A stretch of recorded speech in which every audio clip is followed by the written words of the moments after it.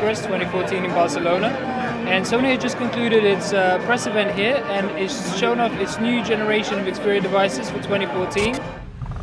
This is the Xperia Z2, the successor to the Z1, and there's also an Xperia Z2 tablet. There isn't much new about them in terms of industrial design. The Xperia Z2 very much looks like the original Z1. However, the screen is now 5.2 inches. It keeps the same footprint, but the screen is larger. And the really big upgrade with the display is a new live color LED IPS screen.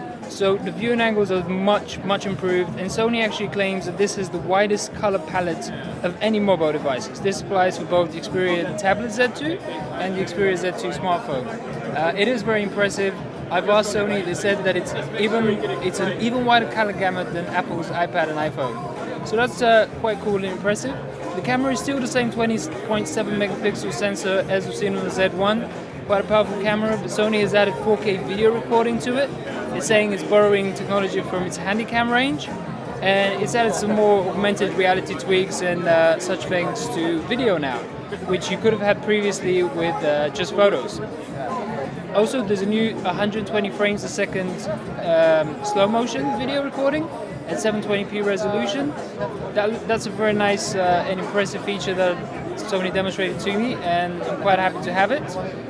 But that's the Xperia Z2. It's a pretty decent upgrade. However, relative to the Z1, it's really all about the display. It's still a quad-core Snapdragon. Now it's 801 processor, but really it isn't that much of a big leap. And it ships with Android 4.4 in March. Now, moving on to the Xperia Z2 tablet. Again, it's very impressive in terms of the display. It's Full HD, 1920 by 1200, I believe. But it's those live color LEDs and the IPS display that really mark the difference between this and the original Z tablet from Sony. And also the thinness. This is a 6.4mm thin tablet, which makes it one of the thinnest. It's certainly the thinnest that is waterproof. The Xperia Z2 smartphone is waterproof as well, naturally.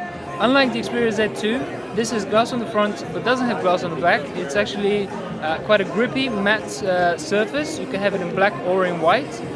It feels very good to the touch, and it's extremely thin and light. This is thinner than the iPad Air, even though it's pretty much the same size at 10.1 inches.